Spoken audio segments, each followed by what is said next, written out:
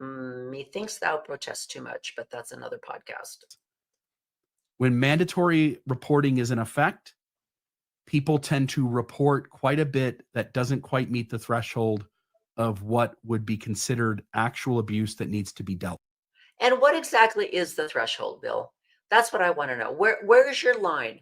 Because I did a fabulous podcast, and I will put a link to that with Lundy Bancroft, who works with abusers that have been taken out of the home, arrested, and he works with these men. And every one of them have a different level of what they consider to be abuse. Some men consider choking, that's just play. That's not abuse.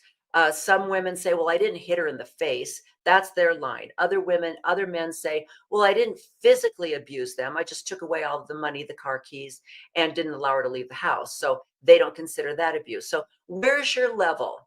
Where is your level of abuse? The same thing goes for children.